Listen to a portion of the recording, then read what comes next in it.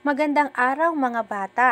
Ang ating asignatura sa araw na ito ay Edukasyon sa Pagpapakatao o ESP5. At ang aking tatalakayin ay tungkol sa pagbibigay alam sa kinauukulan tungkol sa kaguluhan.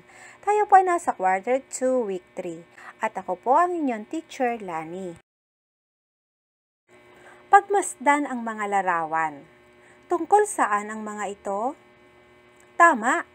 Ito ay tungkol sa mga kaguluhan na nangyayari sa ating komunidad.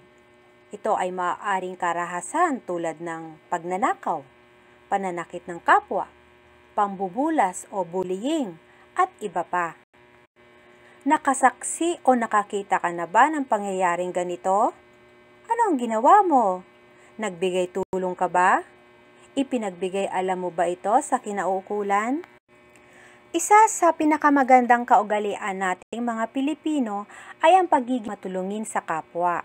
Ang isang Pilipino ay hindi nagdadalawang isip na tumulong kapag may nangangailangan. Tinatawag rin itong pagmamalasakit sa kapwa. Paano mo ba ito maipapakita bilang kabataang Pilipino? Maipapakita mo ito sa pamamagitan ng pagtatanggol sa mga nabubulas, pagpigil o pagsaway sa mga nambubulas, at pagbigay natin ng impormasyon sa kinauukulan sa mga hindi magandang nangyayari sa ating kapaligiran na nasaksihan ng mamamayan. Paano nga ba magbigay alam sa kinauukulan?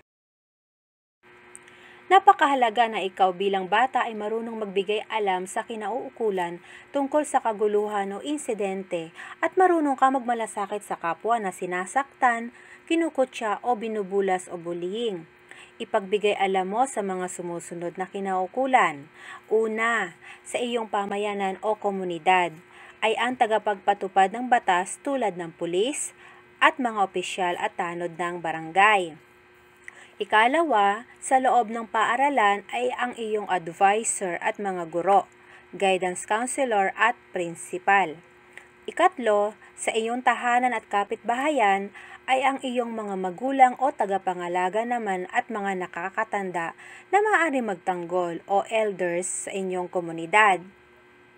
Sa sitwasyon na ikaw ay may magagawa upang makatulong, gawin mo ito tulad lamang ng pagsaway sa iyong kamag-aral o kaibigan kapag nakita mong binubulas o sinasaktan niya ang inyong isa pang mga kamag-aral o kaibigan. Sa mga pagkakataon naman na masaksihan mo ang isang insidente at maaaring maglagay ito sa iyo sa panganib na sitwasyon tulad ng makasaksi ka ng isang pagnanakaw o pananakit o pambubugbog, ipagbigay alam agad ito sa kinauukulan o nakatatanda. At para naman sa Quarter 2, Week 4, ito naman ang aking tatalakayin tungkol sa pagpapakita ng paggalang sa mga dayuhan at katutubo. Kakabit ng ating pagiging Pilipino ay ang pagiging magalang at magiliw sa pagtanggap o hospitable ng mga dayuhan at may ibang kultura. Katulad ng mga nasa larawan, tayong mga Pilipino ay sadyang mataas ang pagmamalasakit sa iba. Ito ang mga kaugalian nating mga Pilipino na dapat nating pagyamanin. Iginagalang mo ba ang taong may ibang kultura o paniniwala? Tinatanggap ba ng iyong pamilya ang mga bisita o dayuhan ng magiliw? Ang pagpapakita ng paggalang sa katutubo ay hindi lamang masusukat sa pagkakataon na sila ay nakita mo ng personal, ang kanilang pisikal na kaanyuan. Mayroon rin silang sariling kultura at paniniwala na sinusunod bilang sistema ng kanilang pang-araw-araw na pamumuhay na dapat nating irespeto at pag-aralan. Maaari rin nating ipakita ang paggalang sa kanila sa pamamaraan ng kaugaliang Pilipino. Ang paggamit ng po at opo at pagmamano kung nakakatandang katutubo o dayuhan ang kausap ay nagpapakita ng mabuting pagtrato sa kanila. At para sa iyong written works, ito ang panuto. Basahin at suriin ang mga pangungusap sa bawat bilang. Tukuyin kung ito ay nagpapakita o hindi nagpapakita ng paggalang. Isulat sa papel ang P kung nagpapakita ng paggalang at HP kung hindi naman. At para sa ikalawang panuto, isulat ang salitang tama kung ang mga sumusunod na pahayag ay wasto at mali naman kung hindi wasto. Isulat ito sa patlang.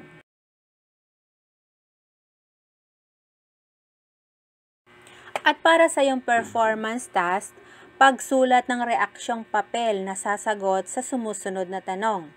Ito ang panuto. Sumulat ng isang maikling sanaysay na nagsasaad ng paggalang sa mga dayuhan at katutubo. Bigyan diin sa gagawing sanaysay ang kahalagahan ng paggalang sa anumang opinyon o ideya ng iba. Maraming salamat mga bata, sana ay may natutuhan kayo sa aking ginawang pagtalakay. Ako po ang Teacher Lani.